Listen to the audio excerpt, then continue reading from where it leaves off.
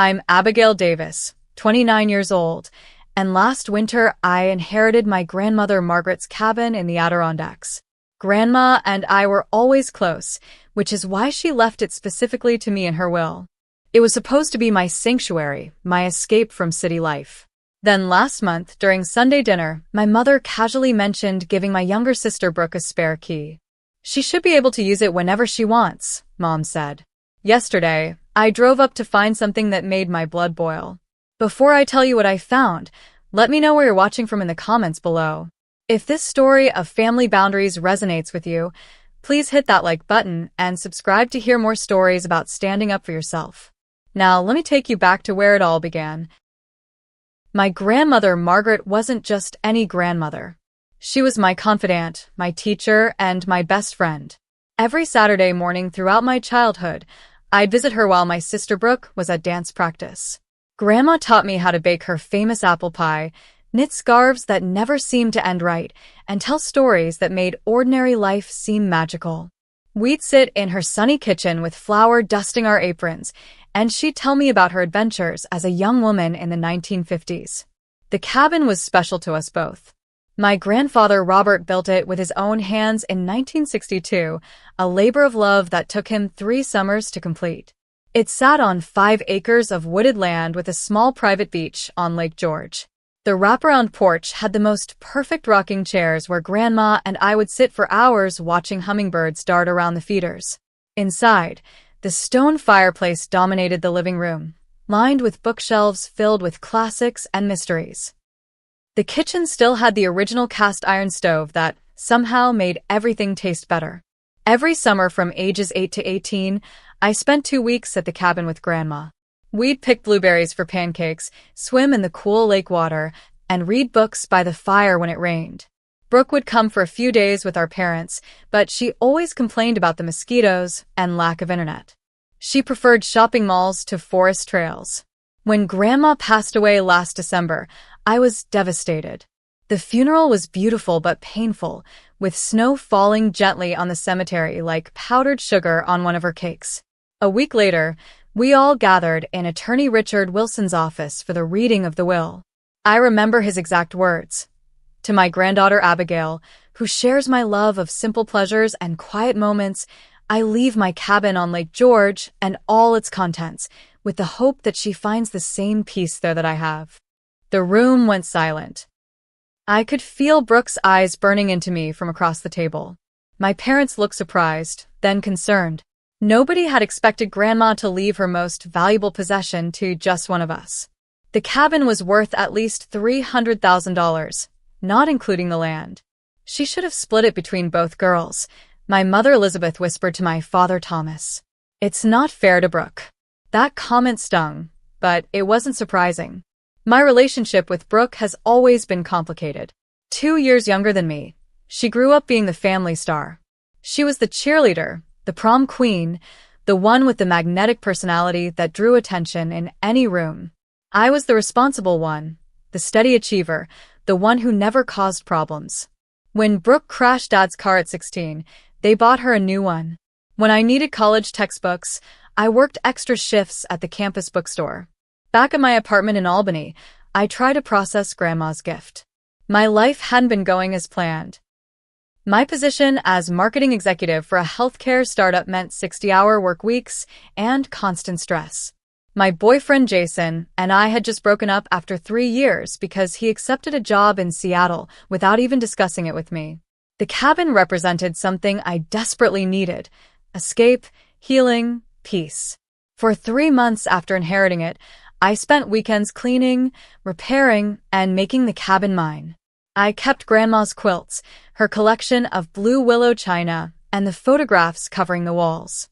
I added my own touches too: a new coffee maker, a writing desk by the window overlooking the lake, and faster internet that I could use to work remotely. Then came that Sunday dinner at my parents' house a month ago.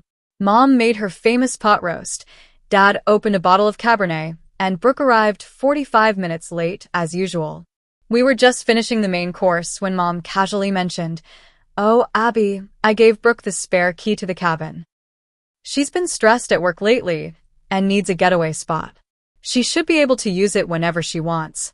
Family property should be for the whole family. I nearly choked on my wine. You did what? Without asking me? Don't be dramatic, Dad said, refilling his glass. It's just a key. Your grandmother would have wanted you to share. I would have been happy to discuss a schedule for family visits, I said carefully, but the cabin is legally mine. Grandma was very specific about that. Brooke rolled her eyes. Oh my God, Abby. It's just a weekend here and there. It's not like you live there full time. Don't be so selfish. I tried to be understanding. Maybe they were right. Maybe I was being possessive. I took a deep breath and suggested, how about we come up with some ground rules? I'd appreciate a heads up before anyone uses the cabin, and certain areas like Grandma's study should remain untouched. That sounds very controlling, Mom said with a disappointed sigh. We raised you to be more generous than this. The conversation moved on to Dad's golf tournament, but my stomach remained knotted.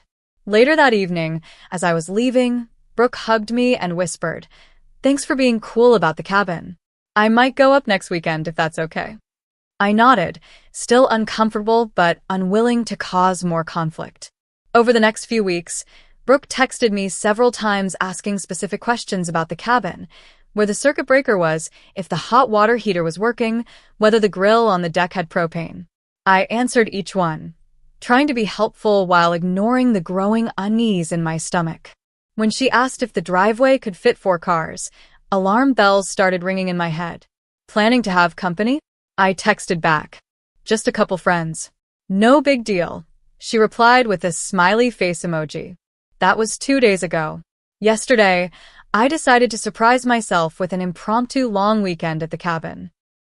I needed the mental health break, and the weather forecast promised perfect fall temperatures. I packed my laptop for some light work, 3 new mystery novels, and ingredients for comfort food.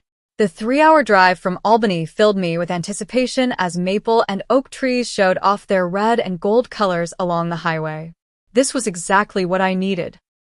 The familiar gravel road leading to the cabin always gave me a sense of coming home.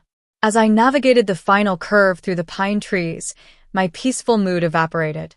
Brooke's red Jeep Cherokee sat in the driveway, alongside 3 other vehicles I didn't recognize, a black BMW convertible, a white pickup truck with oversized tires, and a silver Audi SUV. Loud music thumped from inside the cabin, some generic pop song with too much bass. I parked behind Brooke's Jeep and sat for a moment, trying to calm my racing heart. This wasn't a couple friends. This was a party. In my cabin. Without my permission. The front door was unlocked. I stepped inside and froze in shock. My grandmother's cozy living room had been transformed into something unrecognizable. The antique coffee table was covered with empty beer bottles and pizza boxes. Someone had moved the leather sofa to face the window, leaving drag marks on the hardwood floor. 2 people I'd never seen before were sprawled on it, holding red plastic cups and scrolling through their phones. Excuse me, I said loudly over the music. Who are you? They looked up, surprised but not concerned.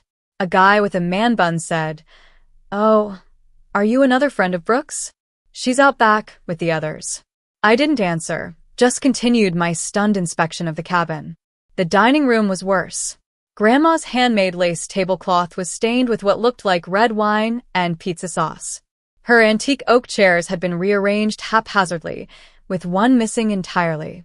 I found it on the porch, where someone had used it to prop open the screen door. Cigarette butts littered the porch railing, some having burned small marks into the wood. In the kitchen, dirty dishes filled the sink, and empty liquor bottles lined the counter. The refrigerator door stood open, its contents ransacked. A cast iron skillet that Grandma had meticulously seasoned for decades soaked in soapy water in the sink, already showing signs of rust. Each discovery felt like a physical blow. But the worst was yet to come. As I walked down the hallway toward the bedrooms, I noticed muddy footprints tracking across the hand-woven runner that Grandma had bought on her trip to New Mexico. The door to her bedroom, which I had carefully preserved as a sort of memorial to her, stood ajar. I pushed it open with a trembling hand. What the hell, Brooke? I whispered in horror. Grandma's patchwork quilt, sewn from pieces of her children's baby clothes, lay crumpled on the floor.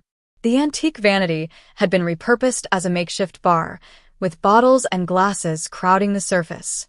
The framed family photographs that had lined the walls were gone, replaced by a string of party lights haphazardly tacked into the log walls. A splash of laughter from outside drew me to the window. Through the glass, I could see a group of about 8 people on the dock. Some were drinking, others were smoking. Brooke sat in the center, leaning against her boyfriend Tyler, looking completely at ease, as if she owned the place. My place. I stormed outside, nearly tripping over an inflatable pool float someone had abandoned on the path.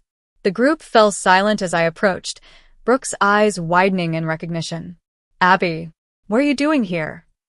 Her tone suggested I was the one who didn't belong. What am I doing here? This is my cabin, Brooke. What are all these people doing here? Tyler, whom I'd always found condescending, draped his arm around Brooke protectively. Whoa, chill out. We're just having a little get-together. Did you see what you've done to the inside? Grandma's quilt is on the floor. Her tablecloth is ruined. There are cigarette burns on the porch. My voice kept rising despite my efforts to stay calm. Brooke had the decency to look slightly uncomfortable, but quickly recovered. Don't be so uptight. We'll clean up before we leave on Sunday. Sunday? It's Thursday. Yeah, we're staying the weekend. Mom and Dad said I could use it whenever I want. She emphasized the last part, mimicking our mother's voice. They had no right to say that. This cabin belongs to me, not them. A tall blonde woman I didn't know leaned over to Brooke and stage whispered, "Is this the control freak sister you told us about?" That was it. I felt something snap inside me. Everyone who doesn't belong here needs to leave. Now. Tyler stood up, using his 6-foot frame to tower over me. Look, princess, you can't just show up and kick everyone out. Brooke invited us for the weekend, and we've all taken time off work. You're being completely unreasonable. Unreasonable? You've trashed my property, disrespected my grandmother's memory, and you're calling me unreasonable? A small crowd had gathered now, watching the confrontation with the eager expressions of people hoping for drama. I suddenly felt outnumbered and overwhelmed. You know what? I said, fighting back tears. I can't deal with this right now. But this isn't over, Brooke. I turned and walked back to the cabin, ignoring the whispers and snickers behind me. Inside, I grabbed my overnight bag, which I hadn't even unpacked, and headed for the door. The guy with the man bun watched me curiously from the sofa. Family drama, huh, he said with a smirk. I slammed the door behind me, threw my bag into the car, and drove away, hands shaking on the steering wheel. 15 minutes later, I checked into the Lakeside Inn in Lake Placid, a place I couldn't really afford but needed desperately. As soon as I closed the hotel room door, the tears came in earnest. I collapsed onto the bed and sobbed until my throat hurt and my eyes burned. The room's generic beige walls and floral bedspread felt like an insult after the careful restoration I'd done at the cabin. I pulled out my phone to call my best friend Lauren, but noticed 3 missed calls from my mother already. Brooke must have contacted her immediately. I wasn't ready for that conversation. Instead, I ran a hot bath in the hotel tub and tried to think clearly through my options. As I soaked, watching steam rise to the ceiling, I realized something important. This pattern had been repeating my entire life. Brooke takes what's mine. My parents enable her. I stepped back to keep the peace. Not this time. This time was different. The cabin wasn't just any possession. It was my inheritance, my connection to Grandma, my sanctuary. And I was done letting my family walk all over me. The hotel room phone jarred me awake at 7:30 the next morning. I fumbled for it, still groggy from a night of fitful sleep and anxious dreams. Hello? Abigail Davis? A crisp voice asked. This is front desk. Your mother is in the lobby asking for your room number. Hotel policy prevents us from giving it out without your permission. My stomach clenched. How did she even know I was here? I'm not sure, ma'am. Should I send her up? I considered saying no, but that would only postpone the inevitable. Yes, that's fine. Thank you. I barely had time to splash water on my face and pull on jeans and a sweater before a sharp knock came at the door. I opened it to find both my parents standing there, looking like they'd been up all night. Dad's silver hair was uncombed, and Mom still wore her gardening sweater. "What were you thinking, storming out like that?" Mom demanded before she even crossed the threshold. "Brooke called us in tears last night." "Come in," I said, stepping aside. "I'm sure she did." Dad paced the small room while Mom perched on the edge of the desk chair. Neither seemed interested in hearing my side. "You embarrassed your sister in front of her friends," Dad said. "She was just trying to have a relaxing weekend." "Did she tell you what I found when I got there? Did she mention the cigarette burns on Grandma's porch? Or the stains on her heirloom tablecloth? Or the muddy footprints all over the rugs?" Mom waved her hand dismissively. "You're being too sensitive. It's just stuff, Abby. They're young people having fun." "It's my stuff," I insisted. "And they didn't just have fun. They were destructive and disrespectful." Dad sat heavily on the bed. "Look, your grandmother would have wanted the cabin to be enjoyed, not treated like a museum. Brooke's going through a hard time at work. She needed this getaway." "I'm going through a hard time too," I said, my voice rising. "That's why I drove up yesterday. I needed peace and quiet, not a frat party." "Well, if you had called ahead," Mom began. "Called ahead? To my own property. I shouldn't have to make an appointment to use something that belongs to me." Dad's face reddened. "That's exactly the kind of selfish attitude we're talking about. Family shares, Abigail. That's how we raised you." The conversation continued in this vein for 20 painful minutes. Every point I raised was dismissed. Every boundary I tried to establish was rejected as unreasonable. It felt like I was 10 years old again, watching Brooke break my science project the night before it was due with Mom telling me she didn't mean it. "Don't make such a fuss." When they finally left, with pointed remarks about thinking about what's really important and growing up, I felt hollowed out. I lay back on the hotel bed, staring at the ceiling fan making slow circles above me. The familiar guilt began creeping in. Maybe I was overreacting. Maybe I should just let it go. My phone buzzed with a text from Lauren. "How's the cabin getaway?" "Peaceful." I called her immediately, the words pouring out in a rushed, emotional jumble. Lauren listened without interrupting, then said exactly what I needed to hear. "Abby, this is insane. They're gaslighting you. The cabin is legally yours. You get to decide who uses it and when. Full stop. But they make me feel so selfish for wanting control over my own property," I said. "That's because it's working for them," Lauren replied firmly. "They've been playing you your whole life. Remember when Brooke borrowed your car in college and returned it with an empty tank and a dented fender? Or when she wore your new dress to that wedding and spilled wine all over it? She's never faced consequences, so why would she start now?" The memories came flooding back. So many instances of Brooke taking my things without permission, damaging them, and facing zero repercussions. "You're right," I said slowly. "This is a pattern. Damn straight it is. And it's time to break it. What are you going to do?" I opened my laptop and began researching property rights in New York State. The deed to the cabin was in my name. The will had been clear. There were no legal ambiguities here. Next, I called Attorney Wilson, who had handled Grandma's will. "Ms. Davis, legally speaking, the situation is straightforward," he assured me after hearing my story. "The property is solely yours. You have no obligation to allow family members to use it, with or without your presence. And you certainly have grounds for compensation for any damages they've caused." "I don't want to sue my sister," I said, "but I do want to establish clear boundaries."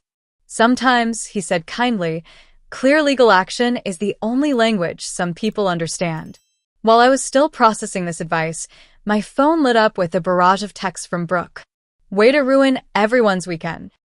Tyler's friend Bradley drove all the way from Boston for this.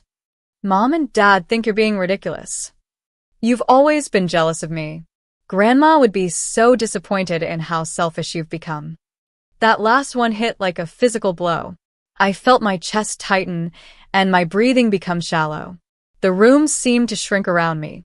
A panic attack was coming, something I hadn't experienced since college finals.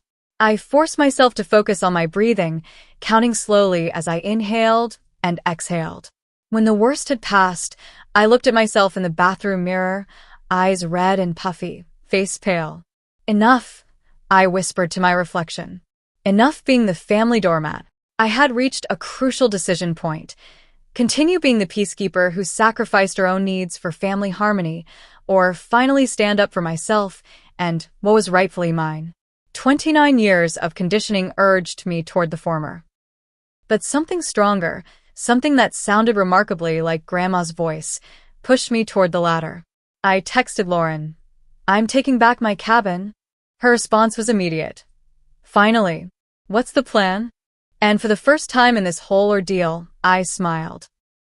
By noon, I had checked out of the hotel and was sitting across from Patricia Reynolds, a local attorney specializing in property disputes. Her office overlooked the main street of Lake Placid, with diplomas and fishing trophies competing for wall space. "Based on what you've told me," she said, reviewing the documents I'd brought, "you have several options. We could send a formal cease and desist letter, file for restraining order against your sister specifically, or pursue damages for the items already destroyed." I considered these options carefully. What about changing the locks? Is that legal since I'm the sole owner? Absolutely. As the property owner, you have the right to secure your premises as you see fit. Anyone using a key they once had but are now told not to use would be trespassing. This felt like the right first step. After leaving Patricia's office with a folder of legal documents, I headed to Adirondack Hardware on Main Street. The bell jingled cheerfully as I entered, and an older man with a magnificent white beard looked up from behind the counter. "Help you find something, miss?" "I need new locks for a cabin. All exterior doors, and maybe some window locks too." He nodded sagely. "Security issue?" "You could say that." As he helped me select the appropriate hardware, the man, who introduced himself as Samuel Mitchell, shared that he also did handyman work in the area. He handed me his card. "In case you need help with installation or any repairs. Been fixing up places around these lakes for 30 years. I tucked his card into my wallet, already thinking it might come in handy. With the new locks purchased and stowed in my car, I steeled myself for the return to the cabin. This time, I wouldn't be fleeing in tears. The driveway had even more cars than before. Music still pumped from inside, though it was barely 1 in the afternoon. I counted at least 5 new vehicles. This wasn't just a weekend gathering, it was turning into a full-blown house party. I parked at the end of the driveway and walked toward the cabin, determined to document everything before taking action. Using my phone, I photographed each car with its license plate, then systematically recorded the exterior damage: cigarette burns on the wooden railing, beer cans floating in Grandma's flower beds, a broken window on the garden shed. As I approached the front porch, 2 young women I'd never seen before exited the cabin. They wore bikini tops despite the autumn chill, with drinks in their hands. "Excuse me," I said. "Are you friends of Brooks?" They looked me up and down with identical expressions of vague disdain. "Who's asking?" the taller one said. "I'm Abigail Davis. I own this cabin." They exchanged glances. "Oh," the shorter one said. "You're the sister. Brooks said you might show up again to cause problems." My blood boiled, but I kept my voice steady. "And you are?" "I'm Madison. This is Caitlin. We work with Brooke at the real estate office." "Well, Madison and Caitlin, I'd like to know how many people are currently staying at my property without my permission." Madison shrugged. "Like 15 maybe? People have been coming and going." 15 people. In a 3-bedroom cabin. Using Grandma's water, electricity, and septic system that wasn't designed for that many occupants. "Thanks," I said tightly and continued documenting with my phone as I walked around the property. The dock was now crowded with people sunbathing and drinking. The small aluminum fishing boat that had belonged to my grandfather had been untied and was drifting about 20 feet from shore, empty beer cans visible even from a distance. I was photographing this when a voice called out, "Can I help you?" I turned to find an elderly woman watching me from the neighboring property line. She wore gardening gloves and held pruning shears, her silver hair pulled back in a neat bun. "Hello," I said, walking over to her. "I'm Abigail Davis. This was my grandmother Margaret's place." Recognition dawned on her face. Margaret's granddaughter. I'm Eleanor Jenkins. Your grandmother and I were friends for over 40 years. I was so sorry to hear of her passing. We shook hands across the low stone wall separating our properties. "It's nice to meet you, Mrs. Jenkins. I wish it were under better circumstances." She glanced toward the party on my dock. "Yes, well, it's been quite lively over there lately. Not at all like when Margaret was in residence." "Lately? You mean this has happened before?" Eleanor's expression grew concerned. "Oh my, yes. Different groups every few weekends since early summer. I assumed you were renting it out, though I did think Margaret would have disapproved." My stomach dropped. "Since early summer?" "I've only visited about once a month since I inherited it." "Are you certain?" "Quite certain. I keep track of comings and goings. Force of habit from my days as a school principal." She smiled apologetically. The worst was over 4th of July weekend. The noise was incredible. Fireworks until 3 in the morning. My dog was terrified. "I had no idea," I whispered. "I never gave permission for any of this." Eleanor patted my hand. "I suspected as much. You have Margaret's eyes, you know. Kind eyes. She wouldn't have raised a granddaughter who'd allow such disrespect to her property." After promising to update Eleanor once I'd sorted things out, I returned to my documentation mission with renewed determination.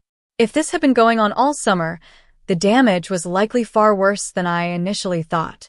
The inside of the cabin confirmed my fears. New stains marked the living room rug. The antique mirror in the hallway had a crack running through it. In the kitchen, the distinctive smell of burnt food suggested someone had misused Grandma's temperamental oven. But the worst discovery came when I entered Grandma's bedroom again. The small wooden jewelry box that had sat on her nightstand was gone. It wasn't particularly valuable in monetary terms, containing mostly costume pieces, but it included her wedding ring and a cameo brooch that had belonged to her mother. I searched frantically through drawers and closets, but it was nowhere to be found. Heartsick, I continued through the cabin, finding more evidence of disrespect and damage at every turn. In the small den, Grandma's collection of family photographs had been removed from the walls, stacked carelessly in a corner. Several frames were cracked, and one precious image of Grandma as a young woman standing beside her new cabin was missing entirely. I was about to confront the partiers outside when a notification popped up on my phone. Lauren had sent a link with the message. "You need to see this right now." The link opened to an Airbnb listing titled, "Charming Adirondack Family Cabin with Lake Access." The photos were unmistakably of my cabin, though carefully angled to hide the personal touches. The host was listed as Brooke D. The calendar showed multiple bookings throughout the summer, with rates ranging from $200 to $350 per night. A quick calculation suggested Brooke had made at least $3,400 renting out my property, without permission. I felt physically ill. This wasn't just Brooke using the cabin occasionally. She had turned it into a business venture, profiting from my inheritance while simultaneously allowing it to be damaged and disrespected. I called Lauren, who answered immediately. "Tell me you're seeing this," she said without preamble. "I'm seeing it. I'm standing in the middle of it. There are 15 people here right now, Lauren." 15. And my neighbor says it's been happening all summer. What are you going to do? I looked around at the remnants of my grandmother's careful curation, at the life she had built in this special place, now treated as disposable by the sister who should have respected both her memory and my ownership. "I'm taking it back," I said, with a calm that surprised me. "Today." After ending the call, I walked to the small bedroom that had once been mine during summer visits. It remained relatively untouched, probably because it was the furthest from the main living areas. I sat on the twin bed with its faded quilt and felt tears welling up again, but this time they came from a different place. Not hurt or shock, but resolute anger. On the bedside table stood a small framed photo of Grandma and me on this very bed, her arm around my 10-year-old shoulders, both of us laughing at some forgotten joke. I picked it up, tracing her face with my finger. "I won't let them disrespect what you built," I whispered to her image. "I promise." With renewed determination, I pulled out my phone and dialed the number on Samuel Mitchell's business card. "Adirondack Lock and Key," Sam speaking. "Mr. Mitchell, this is Abigail Davis. We met at the hardware store earlier. How soon could you come change my locks? Got my truck right outside. Could be there in 45 minutes if it's urgent." "It's urgent," I confirmed and gave him the address. Next, I called Attorney Reynolds and updated her on the Airbnb discovery. She recommended immediate action and promised to email me formal documents I could print and serve. "One more thing," I added. "Can you help me draft a clear, legally binding notice that this property is private and use without the owner's explicit permission constitutes trespassing?" "Absolutely. I'll include that with the documents. Just need a place to send them." I thought quickly. "Send them to Eleanor Jenkins next door. I can print them there." My final call was to the Lake George Sheriff's Department, explaining the situation and asking what support they could provide if needed. The dispatcher was sympathetic but cautious. "Without a formal eviction notice or restraining order, there's limited action we can take. But we can certainly have a deputy present to keep the peace while you secure your property, especially if you're concerned about confrontation." I accepted this offer, arranged a time, and then steeled myself for the next few hours. The confrontation was coming, and this time, I would be prepared. By 4 o'clock that afternoon, I had assembled my support team. Samuel Mitchell's truck was parked in the driveway, loaded with new locks and security hardware.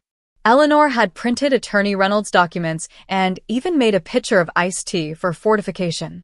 A sheriff's deputy named Officer Garcia waited discreetly in his vehicle at the end of the driveway, there to intervene only if necessary. I took a deep breath and walked toward the dock where Brooke, Tyler, and their friends were still partying, oblivious to the impending reckoning. As I approached, Brooke spotted me and rolled her eyes dramatically. "She's back," she announced to the group. Everyone braced for the lecture. I kept my voice level. "Brooke, we need to talk. Privately. Whatever you have to say, you can say in front of my friends.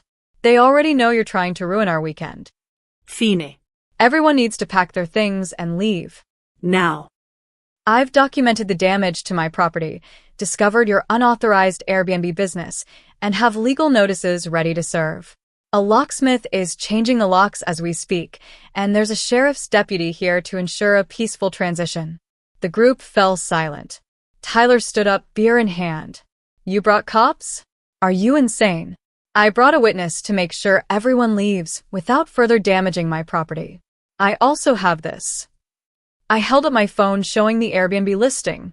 "Care to explain how you've been renting out my cabin all summer without permission?" Brooke's face flushed. "It was just sitting empty most of the time.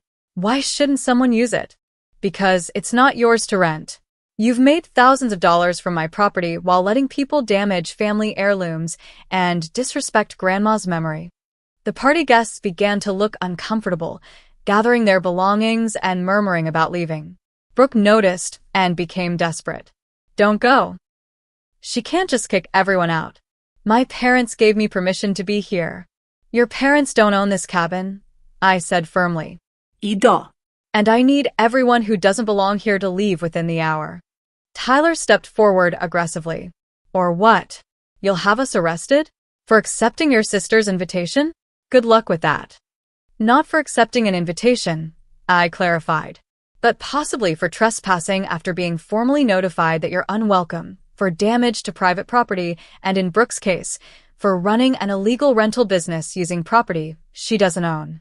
The tension was broken by the sound of cars coming up the driveway. My parents had arrived, looking grim and determined.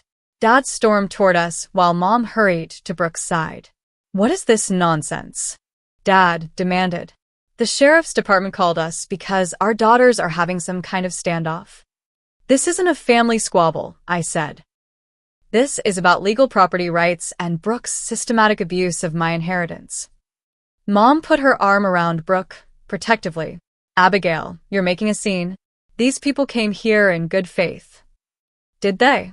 I pulled out my phone again. Did they know they were staying at an illegal Airbnb? Did you know Brooke's been renting out my cabin all summer and pocketing the money? My parents exchanged confused glances. This, apparently, was news to them. That can't be right, Mom said uncertainly. It is right. I have the listing, the reviews, the calendar of bookings. She's made over $3,000 renting out property that isn't hers to rent. Brooke burst into tears, the kind of dramatic sobs that had always brought my parents running to her defense. I just wanted to share this beautiful place with people. You're so selfish, keeping it all to yourself when you're hardly ever here. Tyler chimed in. Yeah, and if we're being honest, your grandmother would probably be happy to see the place being used instead of treated like some shrine. That pushed me over the edge. Don't you dare presume to know what my grandmother would want. This was her home for 60 years. She left it to me because she knew I would respect what she built here. And in less than a year, you've treated it like a party house. My father, always the one to seek quick resolution to family conflict, tried to take control. All right, everyone calm down. Clearly there's been a misunderstanding. How about this? Brooke's friends leave today, and then the four of us, as a family, sit down and work out a fair arrangement for sharing the cabin. There's no misunderstanding, I said. And there will be no sharing arrangement until Brooke takes responsibility for the damage she's caused and returns every cent she made renting out my property. Mom looked shocked. Abigail, we raised you to share with your sister. You raised me to be taken advantage of. Not anymore. Brooke's tears stopped abruptly, replaced by cold anger. You've always been jealous of me. Always. You're loving this power trip, aren't you? This isn't about power or jealousy. It's about respect. Respect for my property rights, respect for Grandma's memory, and respect for me as a person who deserves to have boundaries. Samuel Mitchell chose this moment to approach, tipping his cap politely. Ms. Davis? Locks are all changed. Got the new keys right here for you. Thank you, Sam, I said, accepting the keys. Could you start on the window locks next? You changed the locks? Mom gasped. Without discussing it with the family first, I don't need family discussion or permission to secure my own property. Dad's face darkened with anger. This is not how we handle things in this family, Abigail. Your grandmother would be ashamed of how you're treating your sister. That's where you're wrong, Dad. Grandma knew exactly what she was doing when she left the cabin to me and not to the family collectively. She valued this place too much to see it treated the way Brooke has treated it. Tyler, sensing the tide turning against them, decided on a new tactic. Look, maybe we got carried away, but threatening legal action against your own sister? That's cold. What's cold is renting out someone else's property without permission. What's cold is allowing people to damage family heirlooms and then playing the victim when called out on it. I handed Brooke the formal notice Attorney Reynolds had prepared. This documents that you no longer have permission to use this property without my explicit written consent. It also demands repayment of all rental income you received, plus damages for items destroyed or missing, including Grandma's jewelry box. Jewelry box? Mom interrupted. What jewelry box? The one that was on Grandma's nightstand. The one with her wedding ring. It's gone, along with several other irreplaceable items. Brooke looked genuinely surprised. I don't know anything about a jewelry box. Whether you took it or one of your paying guests took it, the responsibility is yours. My father, a man unaccustomed to not getting his way, tried one last manipulation. If this is how you treat family, Abigail, your mother, and I may need to rethink our own estate planning. Is that what you want? For a moment, the old fear gripped me.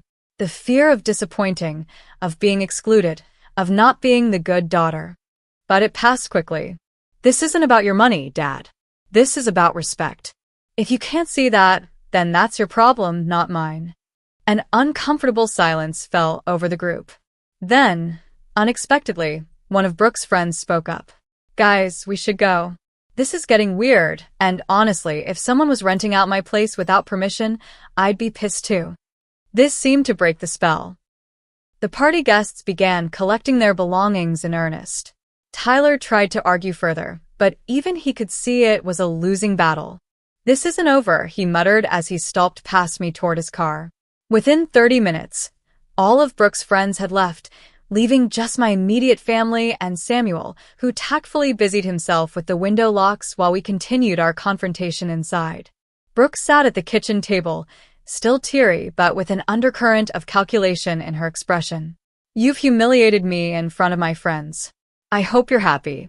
"I'm not happy at all," I said truthfully. "I'm heartbroken that it came to this. But I'm not backing down." Mom tried once more. "Surely we can come to some compromise. The cabin is so big for just one person. Maybe Brooke could have scheduled weekends or—" "Mom," I interrupted firmly. "There will be no compromise until Brooke acknowledges what she did wrong and makes amends. She rented out my property for profit. She allowed it to be damaged. Items are missing. These aren't small transgressions." My father, unusually quiet now, finally spoke. "Brooke, did you really list the cabin on Airbnb?" Cornered, Brooke admitted it. "Just a few weekends when I knew Abby wouldn't be here. It's not like I'm made of money, Dad. My commission checks have been terrible lately." "That doesn't make it okay to steal from your sister," he said, surprising me with this small concession. "I wasn't stealing. I was just borrowing the cabin." "You can't borrow something and charge other people money for using it," I pointed out. "That's literally theft." The conversation continued in circles for another hour, with Brooke alternating between tearful apologies and defensive accusations, my parents trying to broker peace without holding Brooke truly accountable, and me standing firm on my boundaries. By the end, we reached an uneasy resolution.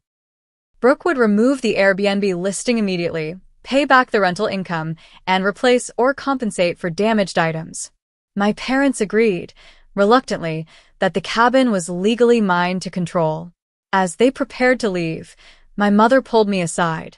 "I hope you know what you're doing, Abigail. Family relationships are more important than property." "I do know what I'm doing, Mom. I'm finally standing up for myself. And you're right about one thing. Family relationships are important.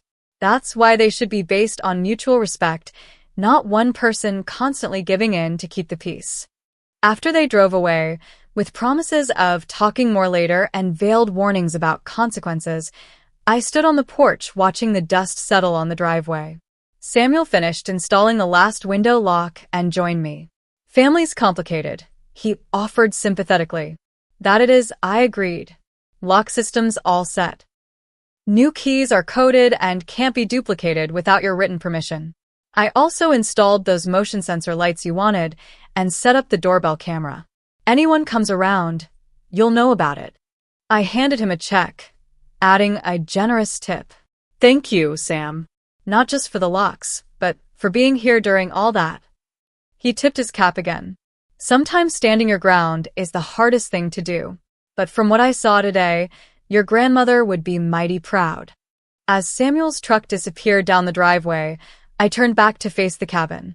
It was a mess. It would take days to clean and repair everything. Some things, like Grandma's jewelry box, might never be recovered. But for the first time since this ordeal began, I felt something close to peace. The cabin was mine again, and I was finally standing up for myself, even if it cost me the easy approval of my family. The morning after the confrontation dawned clear and crisp, with mist rising off the lake in ethereal wisps. I stood on the dock with a cup of coffee, watching a pair of loons glide across the water. The previous day's drama felt both immediate and somehow distant, like the final scene of a play I'd been unwillingly cast in. I had decided to stay at the cabin for 2 weeks. My boss had been surprisingly understanding when I explained I needed time to deal with serious property damage and family issues, granting me remote work privileges and 10 days of accumulated vacation time. Now I had the space and solitude to begin the process of reclaiming what was mine. The first 3 days were dedicated to cleaning. I worked methodically from room to room, cataloging damage, discarding broken items beyond repair, and carefully restoring what could be saved. Grandma's tablecloth soaked in a special solution Eleanor had provided, pulling most of the wine stains out of the delicate lace.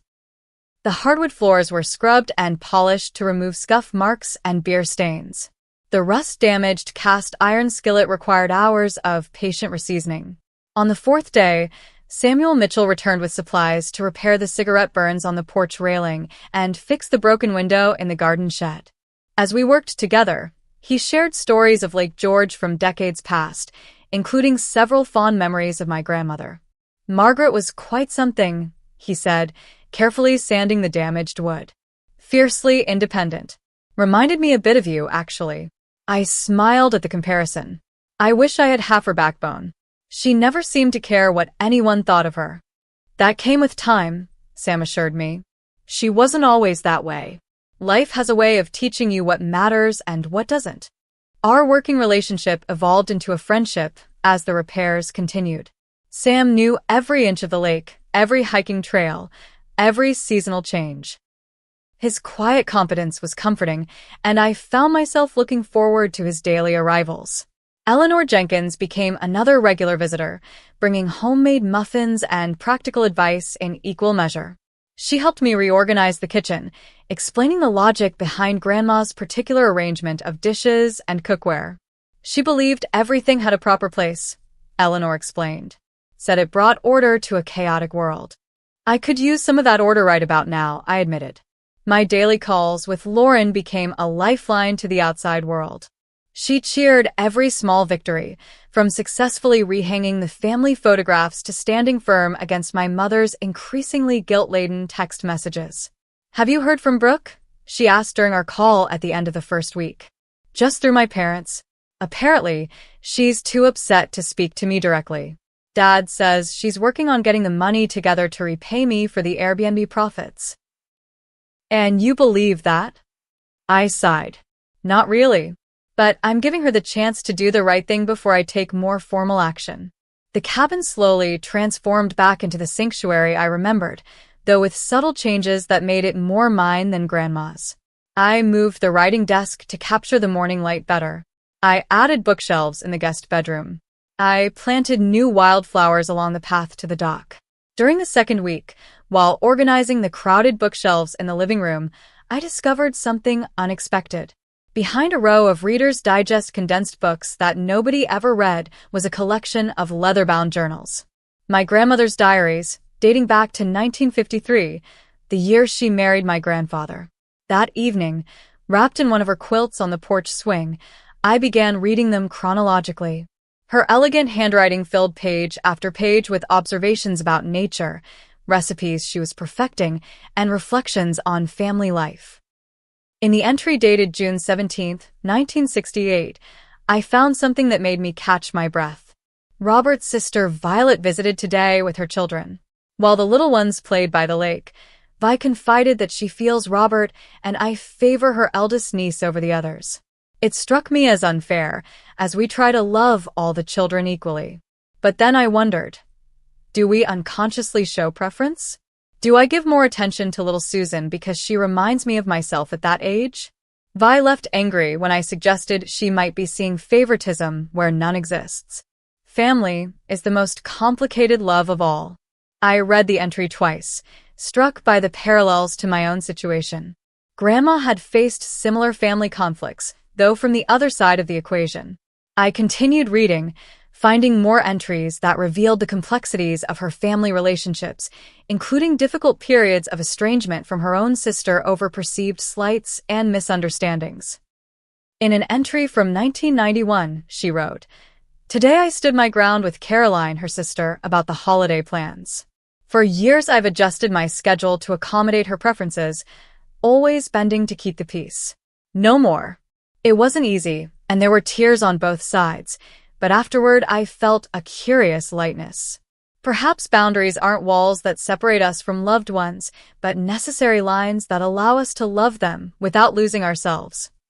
I closed the journal, feeling a profound connection to the grandmother I'd loved but perhaps never fully known.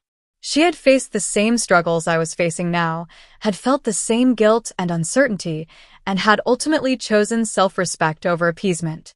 Midway through the second week, I received a formal letter from my parents. The envelope contained a check from Brooke for $3,200, less than she'd actually earned from the rentals, but close enough, and a typed note from my father. Abigail, we hope this resolves the financial aspect of the unfortunate situation at the cabin. Brooke has expressed sincere regret for her actions and asks for your understanding during this difficult time in her life. Your mother and I suggest the following arrangement going forward. 1. The cabin remains in your name as per your grandmother's wishes. 2. Brooke may use the cabin for up to 2 weekends per month, with at least 1 week's notice. 3. Family gatherings take precedence over individual plans. 4. Any changes to the cabin's historic character must be approved by the family collectively. We trust this reasonable compromise will restore harmony to our family. Love, Dad. I read the letter twice, noting what it didn't contain. An apology from Brooke herself, any acknowledgement of the emotional damage done, or recognition of my right to set my own boundaries for my property. With Samuel's help, I drafted a response outlining my own terms. 1. The cabin remains in my name with full decision-making authority. 2. Family members may request to use the cabin with at least 2 weeks' notice, subject to my approval. 3. All visitors must follow cabin rules regarding care of property and heirlooms. 4. Any violation of these terms will result in loss of visiting privileges. I concluded with, I value our family relationship and want the cabin to be a place of happy memories for all of us. But that can only happen with mutual respect for boundaries and property. As I sealed the envelope, I felt not anger but resolve. This wasn't about punishing Brooke or my parents. It was about establishing a new, healthier dynamic. During my final days at the cabin, I discovered another of Grandma's special places. Behind the garden shed, almost hidden by overgrown rhododendrons, was a small garden enclosed by a low stone wall. Inside, perennial flowers had gone wild in her absence. Black-eyed Susans, coneflowers, and lady's mantle creating a riot of color even in early fall. I spent my last afternoon clearing weeds and pruning back the overgrowth, imagining Grandma doing the same task for decades. As I worked, I noticed a stone bench nearly hidden by tall grasses. Once cleared, I found an inscription carved into its surface.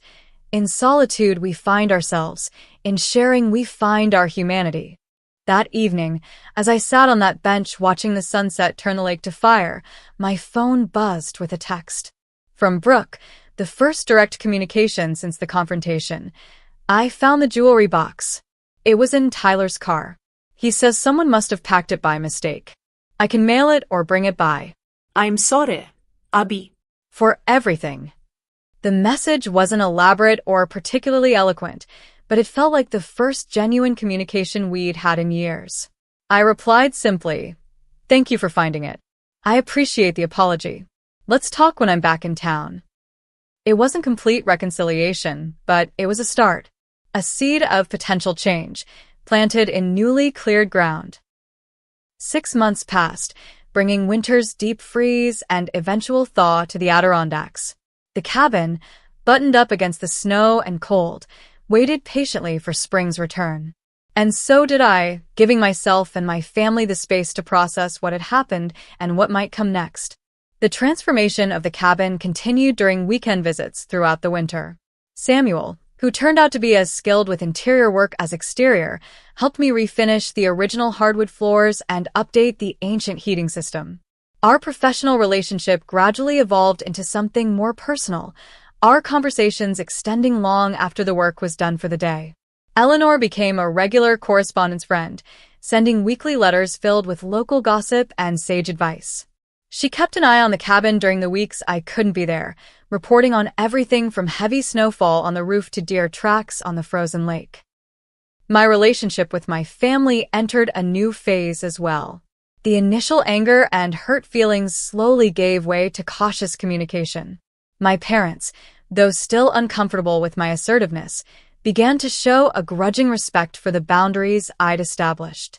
Our Sunday dinners resumed, with noticeably less manipulation and more genuine conversation. Brooke proved the biggest surprise. The return of Grandma's jewelry box seemed to mark a turning point for her.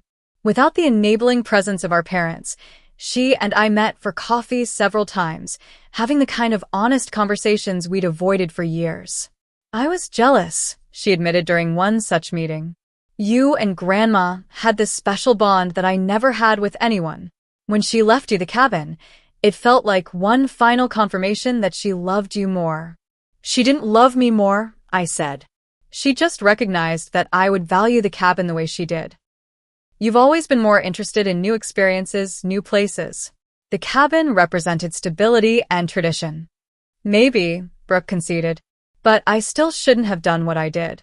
Tyler kept saying it was no big deal, that family property is basically communal property. I knew better, but it was easier to go along with it. And the Airbnb? I asked. She had the grace to look genuinely ashamed. That was all me. I was having money problems after the commission structure changed at work. It seemed like an easy solution to a temporary problem. I never thought about how it would affect you or the cabin. Over time, Brooke began to earn back my trust through actions rather than promises. She helped with several restoration projects at the cabin, carefully following my lead. She stopped bringing Tyler around and eventually mentioned they had broken up. He didn't understand why I was still obsessing about the cabin situation, she explained. Said I should just demand my share and be done with it. That's when I realized he'd never respected my family or our history. By early spring, I felt ready to host a small gathering at the newly restored cabin. Lauren drove up from New York City for the weekend. Eleanor brought her famous blueberry cobbler.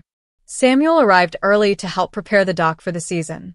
And yes, my parents and Brooke came too, each bringing a dish and, more importantly, an open mind.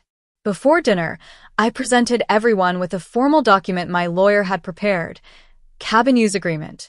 It outlined clear terms for family visits, maintenance responsibilities, and respect for the property's historical elements. Everyone signed it without argument, a small miracle that didn't go unnoticed. As we ate dinner on the porch, watching the sunset paint the lake in gold and crimson, the conversation flowed more easily than it had in years. Mom shared stories of visiting the cabin as a newlywed, describing how intimidated she'd been by Grandma's exacting standards. Dad recalled fishing trips with Grandpa, learning to clean bass and perch right on the dock below us. I never knew Grandma was scared of swimming, Brooke said after one such story. She always seemed fearless to me. Oh, Margaret had her fears, Eleanor chimed in. She just didn't let them stop her from living exactly as she pleased. After dinner, while the others chatted around the fire pit Samuel had built near the shore, I slipped inside to fetch more coffee. In the kitchen, I noticed the family Bible sitting on the counter, though I couldn't remember putting it there. Something compelled me to open it. Between the pages of Psalms, I found an envelope addressed simply, "For Abigail, when she needs it most." Inside was a letter written in Grandma's unmistakable hand, dated just 2 months before she passed away. "My dearest Abby," it began. "If you're reading this, I'm gone, and you've inherited the cabin as I intended. I hope it brings you the same joy and peace it brought me over the years. I'm leaving the cabin specifically to you because I see in you the strength to preserve what matters while having the wisdom to know when change is necessary. Family will question this decision. They may even try to undermine it. Stand firm. In my 87 years, I've learned that family love is both the most precious gift and the most complicated burden. We endure hurts from family we would never accept from strangers, all in the name of keeping peace. But sometimes the most loving thing we can do is establish firm boundaries. The cabin is more than logs and nails. It's a testament to choosing what matters: simplicity, nature, connection to something lasting. In your hands, I know it will continue to be a place of gathering, of memory-making, and perhaps most importantly, of finding yourself away from the noise of modern life. Remember always, the most important inheritance I can leave you isn't this cabin, but the courage to stand up for yourself, even when it's difficult. Especially when it's difficult. With all my love, Grandma Margaret." I read the letter twice, tears blurring the words the second time through. Somehow, she had known exactly what challenges I would face. She had prepared me, not just with her legal will, but with her emotional wisdom. When I rejoined the group outside, the conversation had turned to summer plans. Brooke was describing a kayaking trip she wanted to organize. Of course, only if that works for you, Abby, she added, catching my eye. It's your cabin. Our family's cabin, I corrected gently. Under my management. Samuel caught my hand as I sat beside him. Everything okay? You look like you've seen a ghost. Just the opposite, I said. I found confirmation I'm on the right path.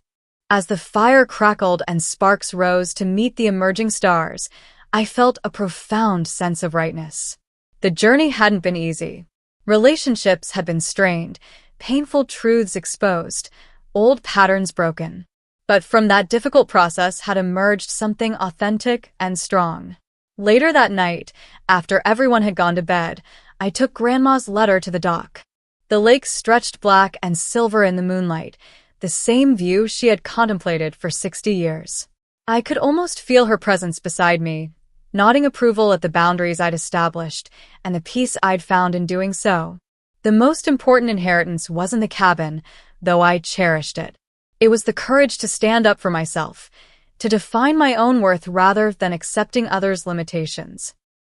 In protecting the physical legacy she'd left me, I discovered the greater legacy of self-respect that had always been within me, waiting to be claimed. What about you? Have you ever had to stand up to family for something that was rightfully yours? Or have you struggled with setting boundaries with loved ones? Share your experiences in the comments below. If this story resonated with you, please give it a like and subscribe for more real-life stories about family dynamics and personal growth. Thank you for joining me on this journey, and remember, sometimes the most loving thing you can do is establish clear boundaries.